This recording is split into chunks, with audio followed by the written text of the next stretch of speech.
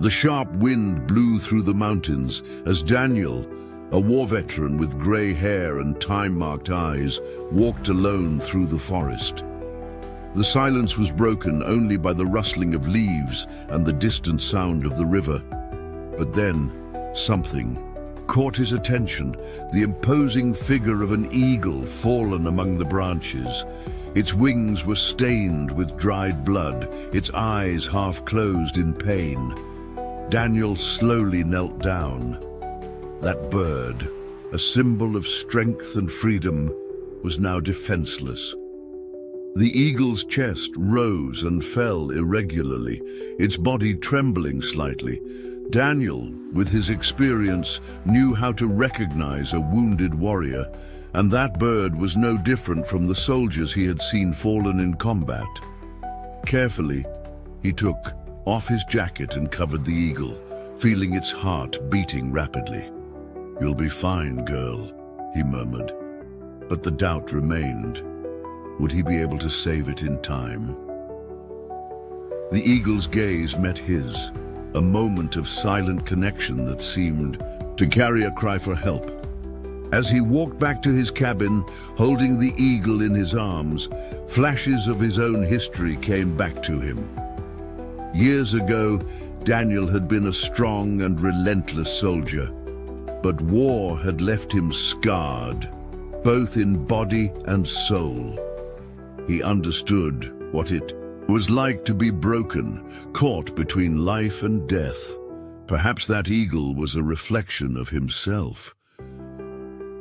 "You still have a chance, just like I did," he whispered. His heart raced as he felt the eagle's breathing weaken. He needed to act quickly. Arriving at the cabin, Daniel prepared a safe space, lining a corner with soft cloths. With firm but gentle hands, he began to examine the eagle. Its right wing was badly injured, probably a collision with a tree during the storm. He cleaned the wound with warm water, feeling the eagle shudder. "Calm down, girl. I know it hurts," he murmured, remembering his own scars. Caring for that animal was like healing himself, a slow and painful process, but necessary. The days passed and Daniel continued to care for it. The eagle refused food at first, and its strength was waning, but he did not give up. He created a nutritious broth and patiently fed it little by little. Each small progress was a victory. On the third night, as he cleaned the bandage from its wing, something happened. For the first time, the eagle did not recoil from his touch.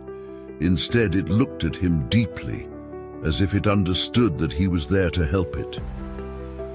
Daniel smiled. There was hope. Over time, the eagle began to move more. Its eyes became alive again. Daniel began to call it Valente. In the mornings, he would open the window and let the breeze in, encouraging the eagle to feel the wind again. It flapped its wings, still unable to fly, but its determination was evident. Daniel felt something awakening inside him. After so much time living in isolation, he had found purpose in caring for Valente. They were both healing together. The eagle's muscles were stronger, and Daniel knew it was time to try something bigger. He took Valente to a small hill where the wind was blowing stronger. He placed her on a rock and took a step back. "You can do it, girl." Valente looked at him, then up at the sky. She spread her wings, hesitated, and jumped. Daniel's heart stopped for a second, but instead of flying, the eagle fell, rolling on the ground. The disappointment in its eyes was visible. But Daniel knew that the most difficult battles were never won on the first try. In the following days, they repeated the process. With each attempt, Valente grew stronger, staying in the air longer before touching the ground. Daniel watched with pride. He knew what it was like to fall and get up, and he knew that Valente would learn too. One cold morning, something different happened. The eagle on the rock spread its wings with more confidence. The wind roared around it, and then, without hesitation, Valente leaped. And this time, it flew. Daniel watched, thrilled, as Valente soared over the forest. She spun in the sky, her wings moving with power and grace. He had never seen anything so beautiful. A laugh escaped his lips, something he hadn't felt in years. Pure happiness. Valente did one last turn and landed next to him. For a moment, they stood there, just looking at each other. This wasn't just a rescue. It was a bond neither of them would ever forget. The inevitable day arrived. Valente was ready to return to the wild. Daniel led her to a clearing and watched as she stretched her wings. "Go, girl. You're free." Valente hesitated for a moment, then took off, disappearing into the clouds. Daniel felt a tightness in his chest, but also a sense of relief. He knew they were both ready to move on. And deep down, he was sure that Valente would always remember the man who gave her a second chance, just as she had given him.